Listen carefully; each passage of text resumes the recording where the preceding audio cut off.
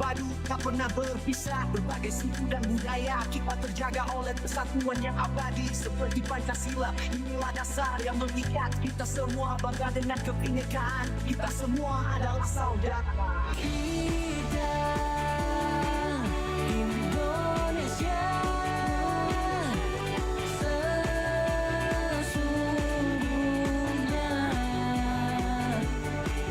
bersatulah Indonesia jadi juara. Kita Indonesia sesungguhnya.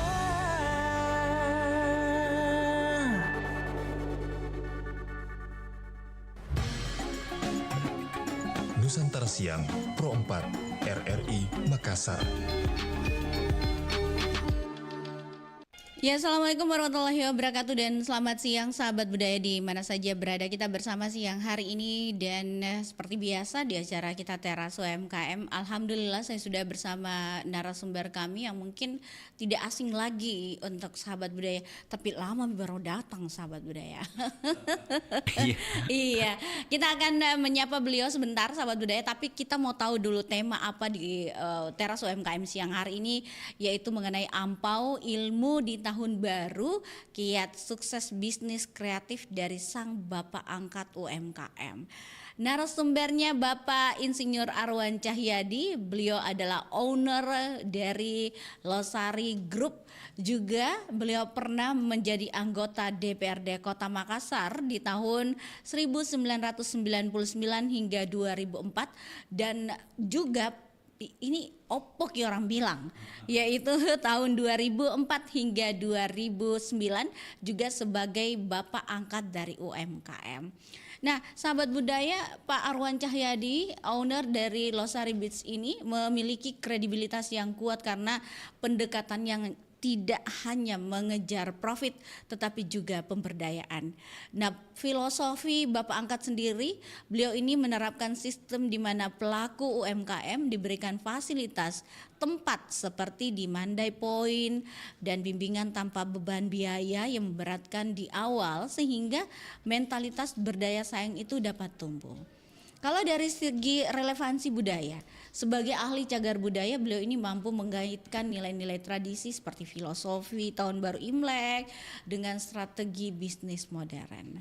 Seperti apa kita coba menyapa beliau. Selamat siang Pak Arwan. Iya, selamat siang Dinda. Saya ingin menyapa pemirsa, pendengar di rumah. Iya. Selamat siang para pendengar RRI Pro 4. Hadir di tengah-tengah kita di sini satu tema yang menurut saya cukup menarik, mengangkat martabat UMKM. Iya. Dan ini berhubungan juga dengan ampau. Ya, boleh dikatakan seperti itu. Embel-embel momentum Imlek bagus juga dirangkaikan dengan ampau. Terima kasih sudah hadir di siang hari ini Pak Arwan di Studio Pro 4 RRI Makassar. Nanti pastinya kita akan bicara lebih jauh tentang budaya kita di masyarakat Tionghoa. Yang pastinya ampau itu sangat penting, apalagi tahun baru Imlek ini juga sangat strategis untuk kita bahas begitu. Ada beberapa pertanyaan nanti akan saya tanya kepada Pak Arwan Cahyadi. Sebentar kita akan berbincang bersama beliau. Mau Kak kasih dengar dulu lagunya, ini paling bagus. Nah, suka juga Pak Arwan dari dulu. Iya. Lagu apa itu Pak Arwan? Kita tahu pasti Pilih lagunya. Saya sudah bisa membayangkan lagu apa pilihan. Karena beliau tuh paling suka lagunya Ati Raja. Oh iya, Oke. banyak terima kasih. Iya, kita dengarkan lagu atau kelang dulu dari Maharani, judulnya Ati Raja.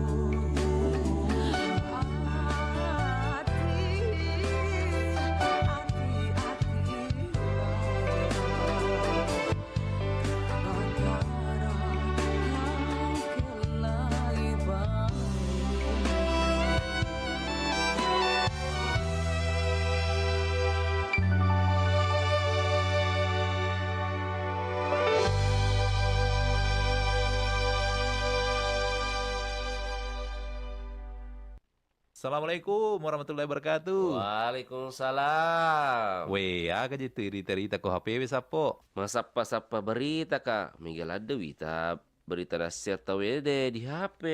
Apalagi kau beranda aku. Cinampu bawa engkesi berita baru. Weh, aja na sembara berita tak baca sapo. Apalagi je tu mangkok ko media sosial deh. Dek na risa makada politika sumber berita na. Aja mana berita balita baca. Ya riga hoax. Weh, manang kesapo. Jadi teki pale wedi sapa berita ke makute. Weh, aja na tama bila sapa berita. Ya komelo ki baca berita akurat si bawa terpercaya. Ya. Tau kabawan ni portal berita na RRI. Oh, manang ka di RRI wasia radio mi RRI. Itu RRI mangkok ko tania bawa radio. Beh. Angkatona berita online na iya naritu rri.co.id. Baik. Tapi itu wis sesapo.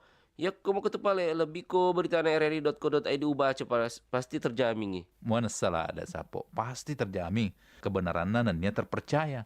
Apalagi portal berita rri.co.id, makanya tampilannya, Ya. gampang diakses. Ya. Lengkap tuh berita na boleh di daerah-daerah. Napa engkau tuh berita nasional, maku tuh per berita internasional na.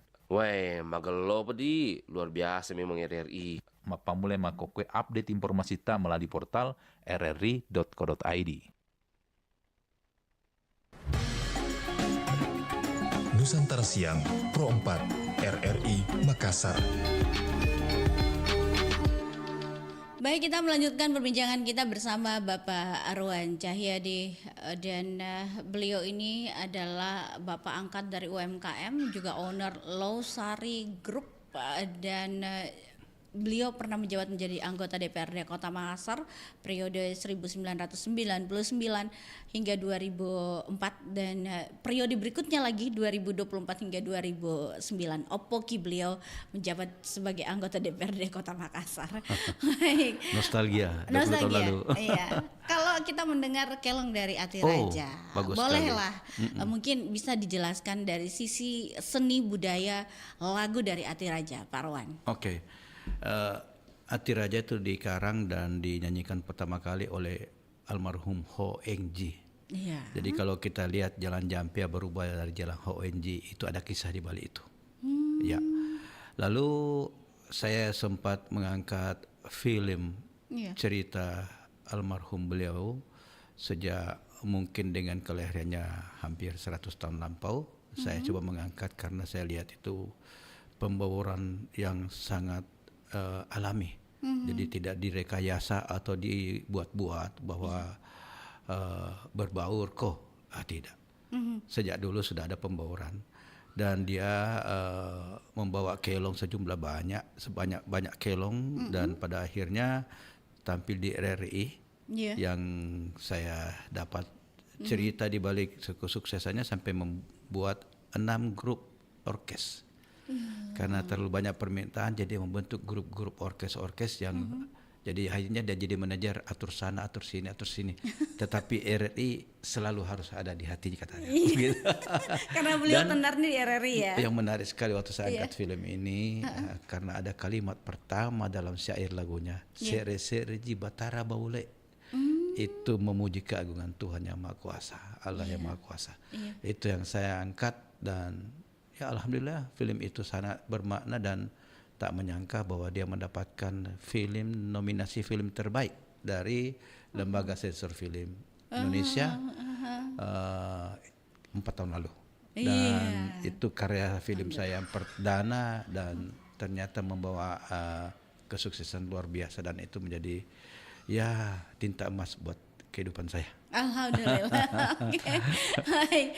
Oke, kita sudah sedikit mengulik tentang lagu dari Ati Raja, filosofi dari lagu tersebut juga sangat menarik kalau bicara budaya sama Pak Arwan Cahyadi, sahabat budaya. Tidak selesai. Iya. Baik, kita kembali lagi Pak Arwan. Kalau bicara tentang filosofi ampau, ini ilmu. Kalau bisa dijelaskan mungkin apa itu yang dimaksud dengan filosofi ampau itu sebagai ilmu dan bagaimana membangun suatu kekeluargaan dalam ampau itu sendiri. Oke. Silakan. Menarik sekali. Ya. Jadi sejarah hadirnya namanya istilah ampau. Sebetulnya itu adalah ungkapan kasih atas syukuran yang diberi oleh Allah Tuhan Yang Maha Kuasa Iya. karena pergantian musim di Tiongkok situ berada dari musim semi kepada yang memasuki musim semi. Iya. Lalu ya biasanya hadir bentuk kesyukuran itu syukur kalau ya Tuhan Maha Kuasa mereka mempersiapkan buah-buah dari kebun, Iya. dari tanamannya dipersembahkan di atas altar yang menurut saya sesuatu yang maha diagungkan. Ya. Lalu, nah karena keriangan, kegembiraan itu, kesyukuran itu mereka berbagi-bagi ampau kepada anak-anak kecil. Nah, kebetulan kertas merahnya yang kita tahu sekarang Iya, seperti betul. itu. Saya pun tidak begitu mendapatkan informasi bahwa memang sejak dulu sudah pakai kertas ampau warna merah yang seperti sekarang sudah cetaknya luar biasa. Tetapi saya tahu biasanya uang itu dililit dengan kertas merah, dan dikasih dibagikan kepada anak-anak yang belum menikah, khususnya anak kecil ya. Iya. Anak-anak. Kenapa ke anak kecil? Ya, Pak Arwan Jayadi? kita tahu bahwa anak-anak dengan kegembiraannya ke sana kemari dia mempamerkan ampaunya itu. Oh Jadi, iya. saya yakin bahwa budaya itu juga bukan hanya di Tionghoa atau di Cina sana, tetapi budaya itu lahir juga di kalangan kita Muslim juga kadang-kadang ya, toh. Apalagi kalau kita mudik, ke sana kemari itu bagi-bagi ampau. Betul. Walaupun tidak berkertas merah, tetapi itu barakah. Toh? Salam tempel orang Salam tempel. bilang.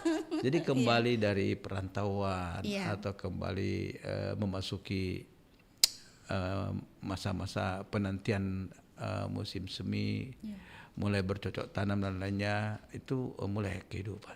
Kira-kira seperti itu. Jadi begitu kira-kira ampau. Tapi sekarang ampau sudah diistilahkan sebagai bahasa Indonesia baku. Oh iya, sudah tempel itu istilah ampau kalau Ya. Imlek. Iya. Tadinya itu berasal dari Hong Pao. Hong itu berarti merah, kertas itu pao, bungkusan kemasan merah begitu. Begitu. Gitu kira-kira. Itu singkatan dari ampau ya. Entah perubahannya terjadi apa, tapi ada suku-suku tertentu memang dia pakai ampau. Tetapi secara nasional Hong Pao. Hong Pao. Oh jadi dari Hong Pao menjadi ampau. Ampau itu karakteristik dari suku etnis tertentu yang menyebut atau panggilannya sebagai ampau. Kalau dari Tiongkok? Ya begitulah, tentu karena negara asalnya dari situ. Begitu.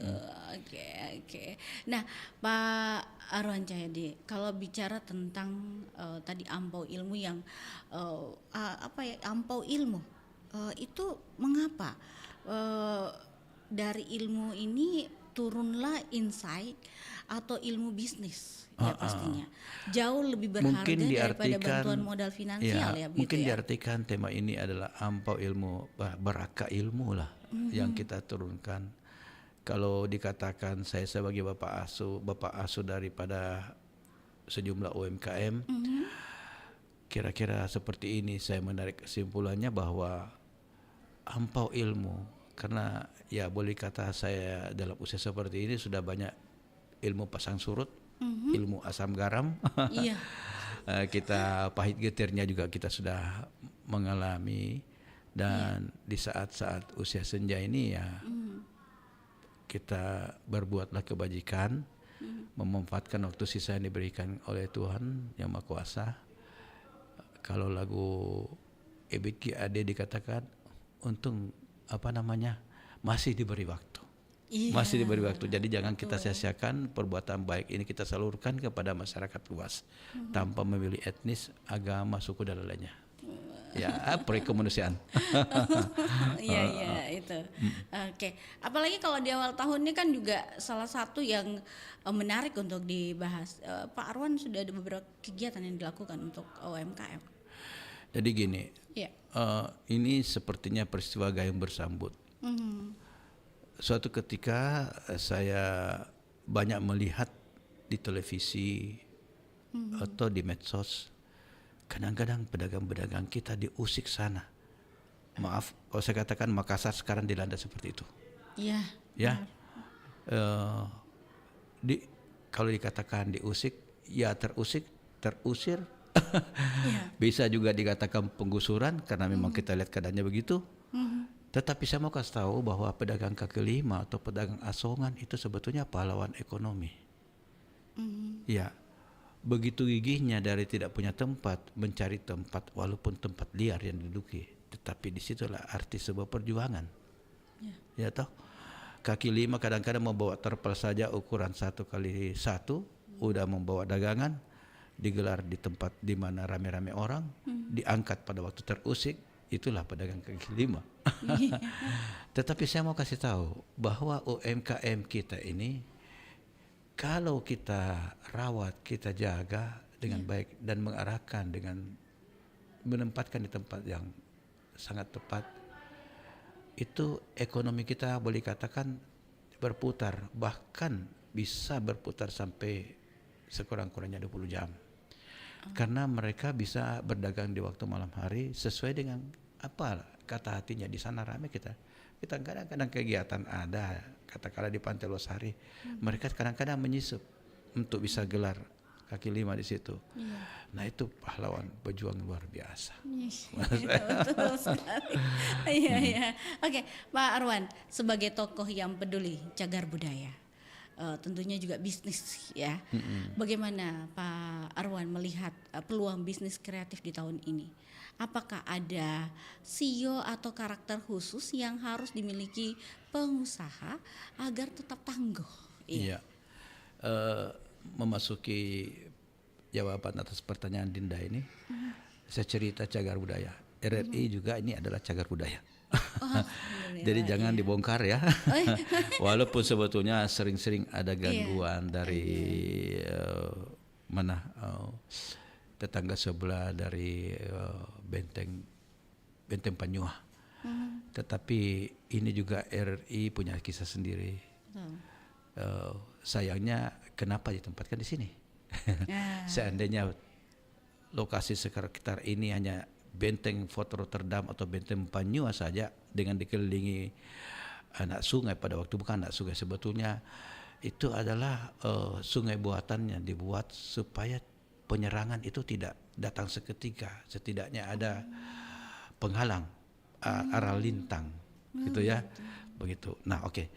Ya, banyak benda cagar budaya yang pada akhirnya sudah banyak dibongkar-bongkar di daerah kawasan pelabuhan banyak, dan ya syukur dengan kita memasuki pelindungan cagar budaya, saya sebagai tim ahli dari 6 teman-teman, kita berupaya untuk bisa mempertahankan cagar budaya yang arti mungkin agak sulit kalau itu milik pribadi ya.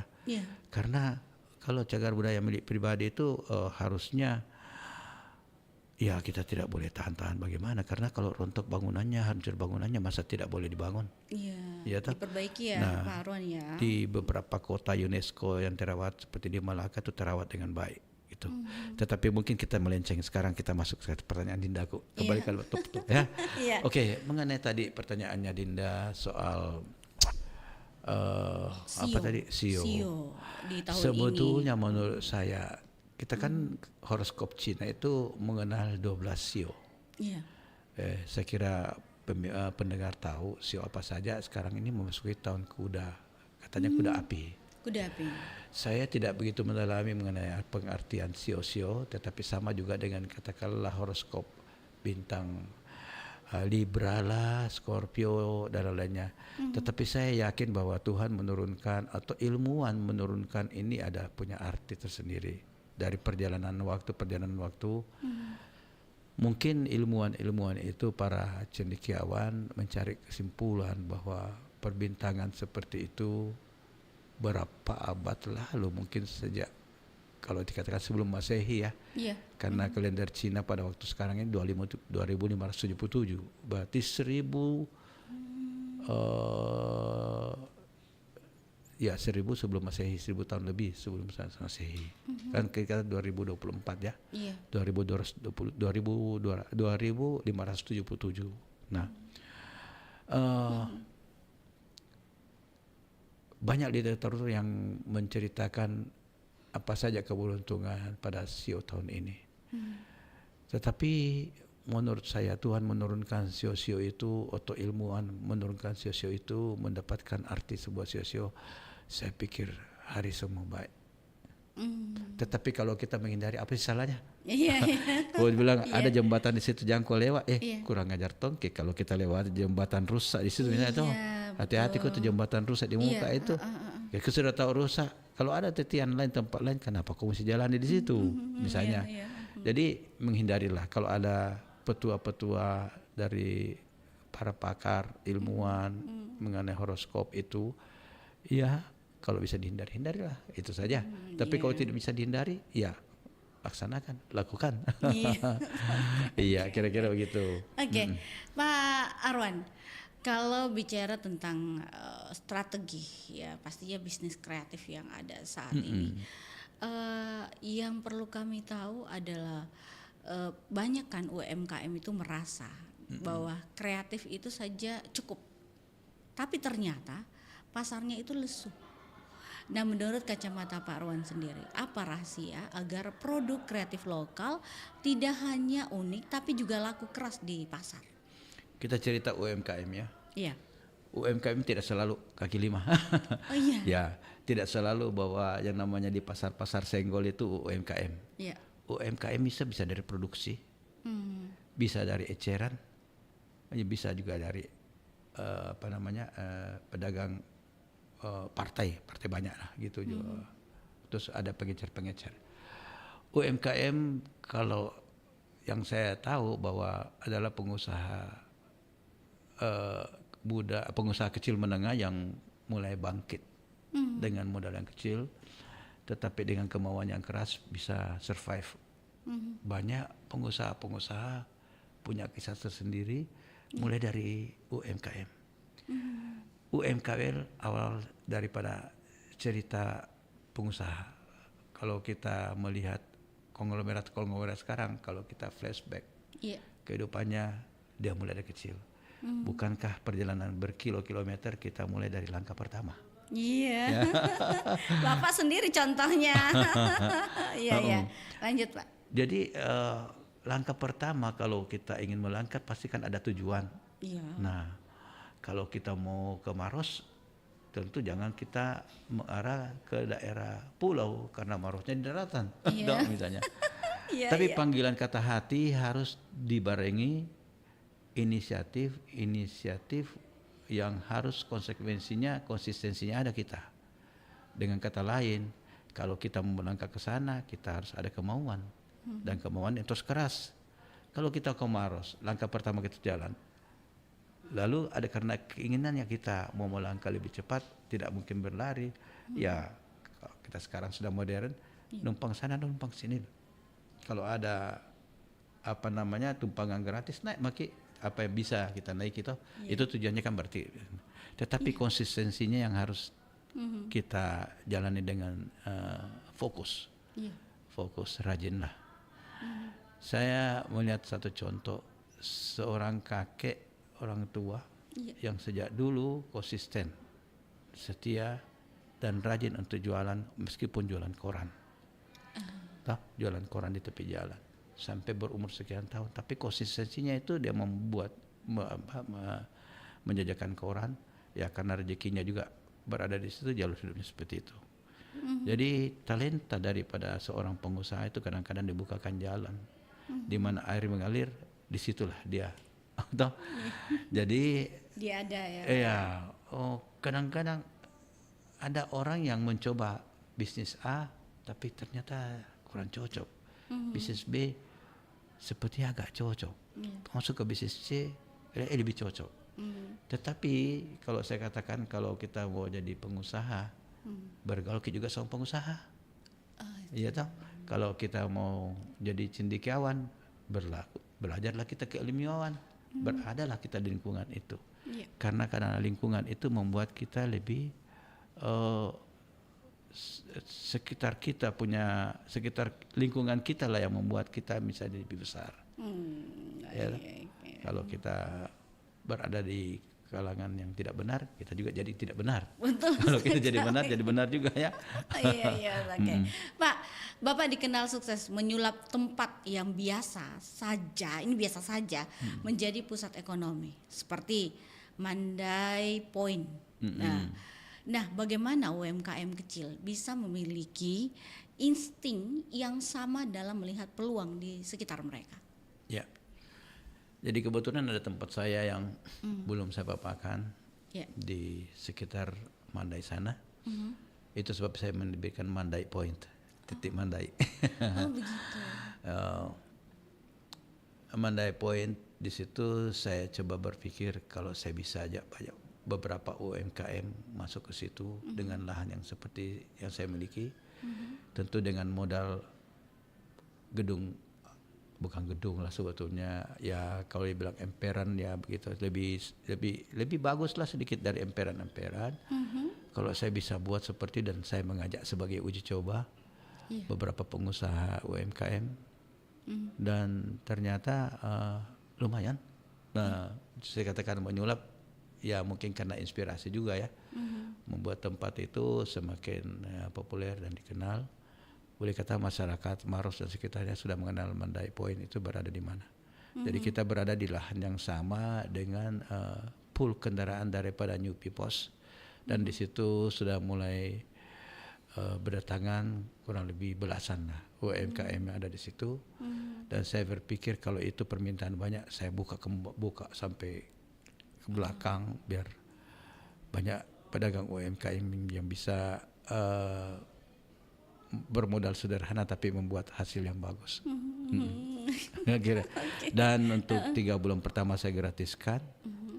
Kalau 3 bulan kemudian kamu rasa oke, store top mau kau untuk bayar listrik. Iya, Store top mau kau untuk bayar sampah. Iya, Jangkau saya terus jadi bapak angkat parasit. Itu Iya, yang saya katakan. Nah, jangan kita parasit. Dan kalau itu kelompok pertama ini katakanlah belasan orang, belasan pengusaha, bisa membawa dampak buat mereka sendiri, apa salahnya kalau saya gulirkan cara-cara seperti itu sehingga akhirnya tempat itu mungkin bisa jadi puluhan atau ratusan lah kira-kira tempat-tempat yang dagang makanan, dagang cemilan, dagang aksesoris kerajinan tangan. Ya bisa saja karena Mandai itu dekat dengan airport Hasanuddin ya. Iya. Jadi mereka nggak perlu turun ke kota, kalau transit 4 jam 5 jam. Masuk ke situ saja dia sudah dapatkan oleh hidangan yang umum, bahkan umum maksudnya populer ya. Iya. Dan tidak harus masuk kota, ke situ saja dia dapat juga beberapa oleh-oleh Iya. dalam bentuk snack, kacang-kacangan lah. Makan begitu ya, cemilan begitu ya. Tidak perlu dari pabrik, dari pengusaha-pengusaha kecil bikin kacang telur lah, atau Jajan ya disco. kurang lebih, karena masyarakat setempat dengan home industri kecil itu bisa saja bangkit nanti jadi industrian. Besar ya. Industri besar. Iya, Itu seperti itu. Baik, Pak Arwan, kita jeda dulu. Kita akan kembali. Saya mau kasih dengar kembali Kelong dari Rituan Sau, Minasa Riborita. Oh, itu lagu kesukaanku juga. Rituan Sau. Kita dengarkan sama-sama.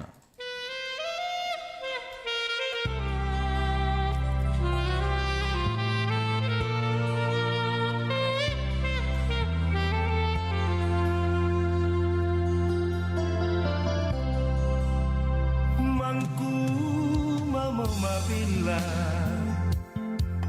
Nia matri seteang bori Ansom balangi sare kamaseku pasari batara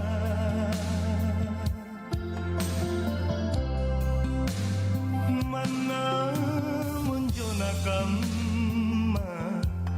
pangutranginku rikau tonji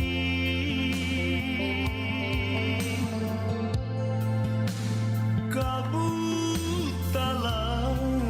piri pasolongan cerat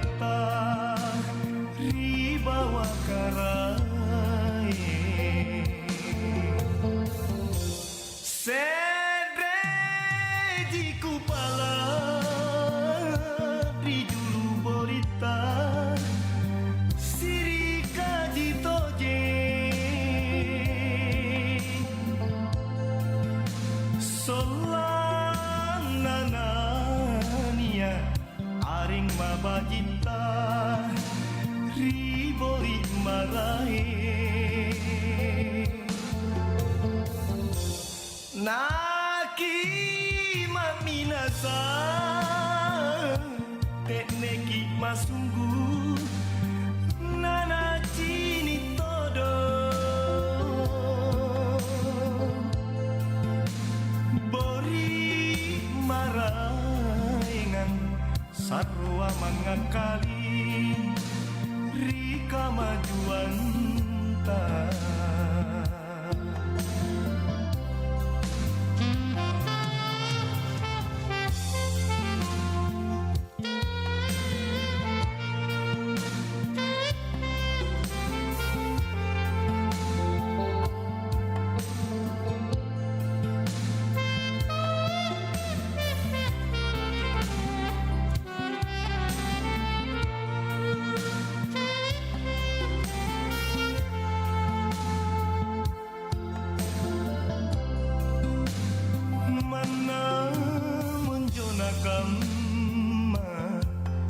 Pangutranginku rikau tonji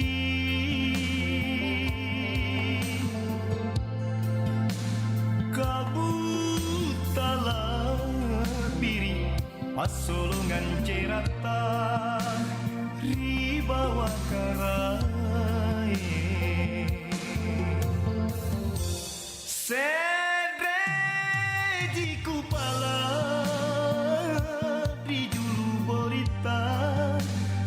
sirika di toje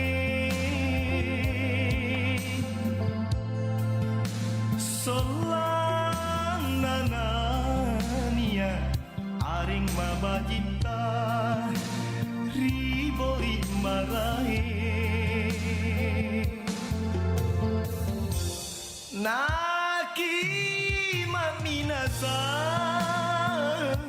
tekneki masunggu nana cini todo bori maraengan sarwa mangakali rika majuan ta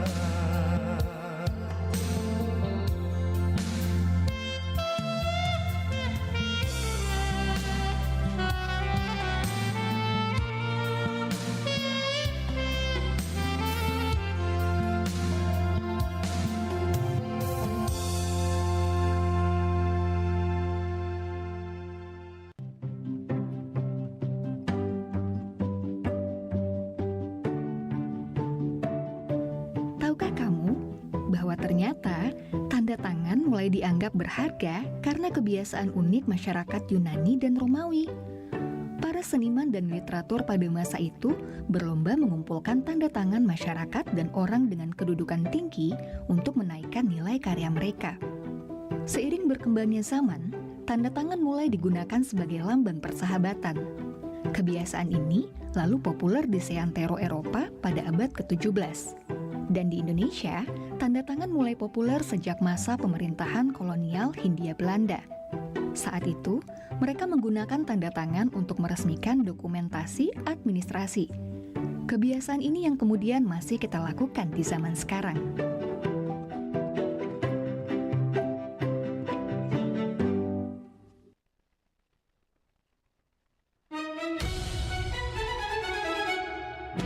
Nusantara Siang Pro 4 Makassar.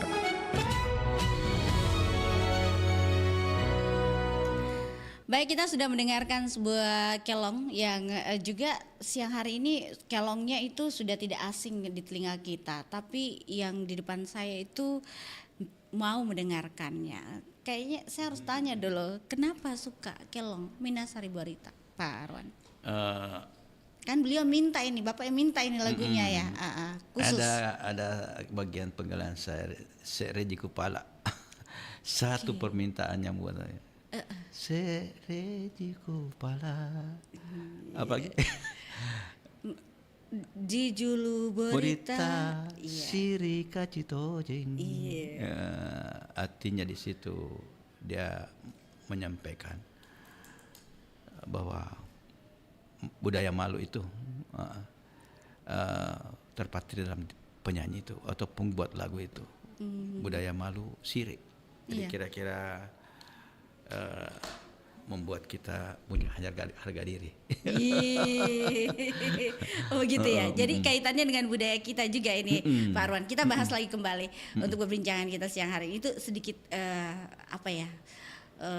Ya jedah lah untuk kita mengingat kelong ini begitu. Dikenang oleh narasumber saya. Oke. Satu orang yang saya tahu sangat berperan banyak dalam merekam lagu-lagu Makassar, khususnya lagu daerah. Iya. Itu Toko Irama Baru. Seorang kalau saya panggil dia Ibu siapa namanya? Ibu Teresia. Oh, Ibu Teresia. Dia punya perusahaan rekaman lagu Irama Baru yang membuat terorbit semua penyanyi-penyanyi daerah. Dikatakan bahwa dialah juga orang yang dikatakan pahlawan para penyanyi. Oh begitu. Teman Pak Arwan sendiri juga. Dia sedikit lebih muda usia dari saya, tetapi yang saya katakan ilmunya dalam dunia rekaman itu luar biasa. Oh iya. Seorang perempuan. Iya, Tapi iya. ya dari lingkungannya memang dia sudah menjiwai. Ya saya dengar sampai dia produksi sampai CD loh waktu itu. Oh iya. Kaset apalagi CD. Jadi kalau kita mau cari lagu-lagu daerah pergi Makisan Irama Baru. Ada di sana ya. Ku publikasikan gitu Iya. terisi. Oke lah. Ambe kita panggil Ambe AI. Ambe AI. Dan beliau masih sering berkomunikasi dengan Pak Arwan. Oh, ya benar karena jiwa kita sama. Dia Seni. mencintai budaya dalam bentuk kesenian suara, seni musik. Ya saya termasuk penggembira, penikmat. Oke, baik. Nah, Pak Arwan, kembali lagi kita ke topik kita di siang hari ini. Kalau bicara tentang kesalahan, apa satu kesalahan umum yang sering dilakukan pelaku bisnis kreatif pemula saat mereka mencoba melakukan ekspansi atau scale up, ya awal mula langkah mereka? Salahnya pada waktu mau start itu takut gagal. Ya. Takut gagal itu menghantui sehingga tidak mau melangkah. Kalau tidak mau melangkah ya tidur saja. Kira-kira begitu. Jadi itu kegagalan pertama karena takut melangkah. Oke. Takut memulai. Itu. Padahal dengan memulai mungkin langkah itu akan dilanjutkan langkah kedua, langkah ketiga dan seterusnya. Saya yakin bahwa Allah Tuhan yang Maha Kuasa ini meridhoi memberkahi kita buat orang yang rajin. Iya. Tapi sebaliknya kalau kita malas, mana ada mau berkat. Saya ingat betul orang tua aku berpesan, Iya. bangun kau cepat nak. Kan seperti itu ayam. Kalau bangun cepat masih dapat pituk-pituk turun dari tempat bertenggernya masih ada pituk-pituk, sisa-sisa butiran-butiran apalah yang dia bisa makan. Tetapi kalau kita terlambat bangun, orang sudah habis itu rezeki. Ayam itu sudah habis, kita makin menjauh mencari. Kalau itu sekitaran mungkin sekitar 5 meter jaraknya, kalau kita mungkin masih jauh mencari, mengais kehidupan. Gitu ya. Oke. Pak Arwan, kembali lagi, kan Bapak itu konsepnya adalah Bapak angkat. Dan ini seringkali terdengar formal gitu kalau Bapak angkat. Secara praktik bagaimana atau bentuk pendampingan apa yang Bapak berikan agar UMKM itu tidak manja tapi justru semakin mandiri? Ya, sebetulnya agak risih kalau saya katakan Bapak angkat karena itu saya Bapak angkat dari sekelompok pedagang. Tetapi bukankah itu menjadi inspirasi buat Bapak angkat yang mungkin bisa sampai satu komunitas tertentu ya. Iya. Saya coba berpikir, seandai kata Makassar ini dengan begitu banyak kecamatan dan kelurahan, kalau sekiranya pemerintah kota ini mempersiapkan satu kawasan di mana bisa berkumpul semua pedagang-pedagang kaki lima yang kemarin terusir itu dikumpul satu titik. Dan itu menjadi sebuah kehidupan baru. Nah, tinggal pemerintah kota mempersiapkan apa yang bisa mengundang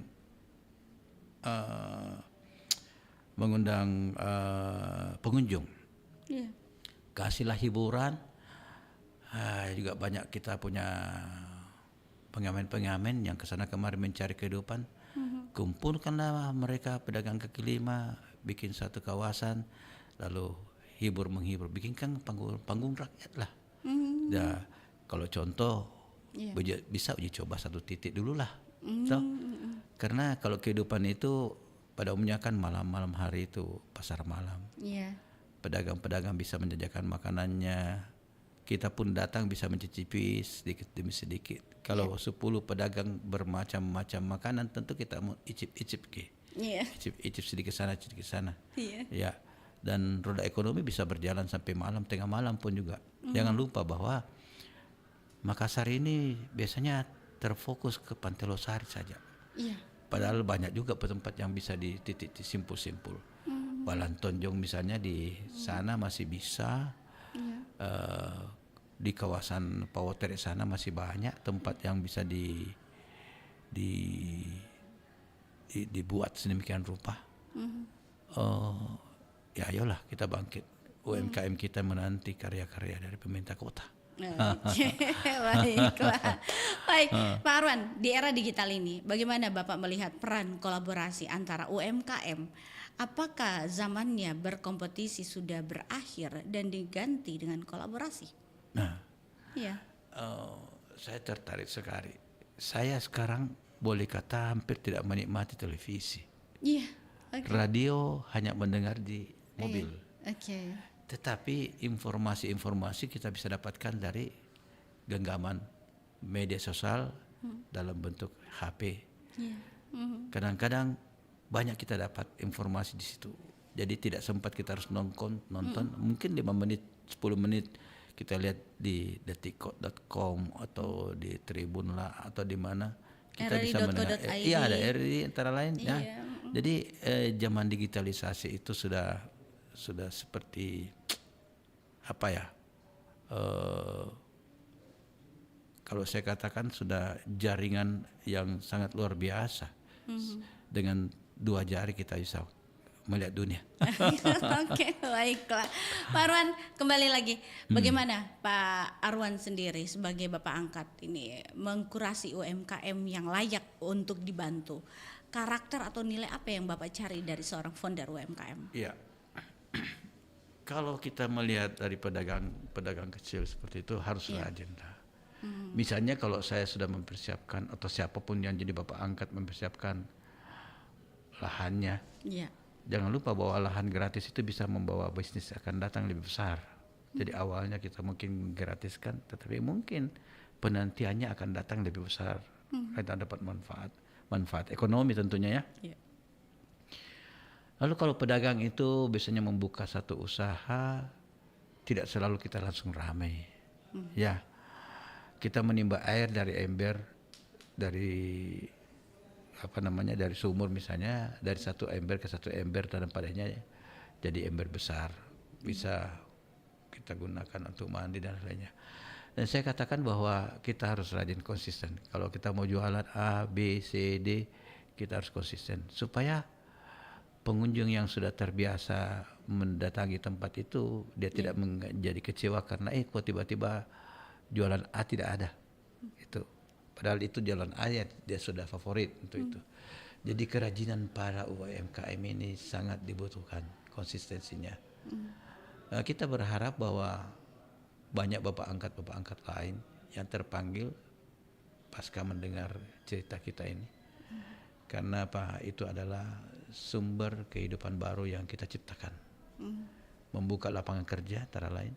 Kalau kita sudah menghimpun 10 pedagang itu mempunyai keluarga 4-5 anak anggota keluarga, ya syukur-syukur kalau dia mendapatkan pendidikan lebih bagus sehingga kita bisa mengangkat jadilah dia pelita dalam keluarga. Oke, baik. Nah, kesimpulan di hari ini atau topik kita Pak Arwan Cahyadi sebagai ampau ilmu terakhir untuk pendengar hari ini, apa satu pesan atau kunci golden rules yang harus dipegang teguh oleh pebisnis UMKM agar sukses di tahun yang penuh tantangan ini? Silakan Pak Arwan. Sebetulnya ada yang paling tepat, cukup 1-2 kata saja. Iya. Rajin dan tekun. Gitu. Cukup itu saja. Oke. Rajin dan tekun dan jangan putus asa. Tadi dibilang katakan ketakutan adalah gagal yang kita takuti selalu. Jadi kita tidak berani melangkah. Cobalah langkah itu. Oke. Baik, terima kasih Pak Arwan Cahyadi sudah hadir bersama kami di siang hari ini. Semoga pesan dari Bapak dan apa yang Bapak sampaikan kepada para UMKM dan pendengar kita, penonton kita siang hari ini bermanfaat. Sampai jumpa, sukses untuk aktivitasnya. Baik, Iya, banyak terima kasih. Terima kasih. Ya, selamat siang. Selamat siang. Saya pernah mendengar masih ada slogan sekali di udara tetap di udara. Tetap masih ada. Tetap ya. Oke. Bravo Riri. Sukses Iya. selalu. Terima kasih Pak Arwan. Selamat siang.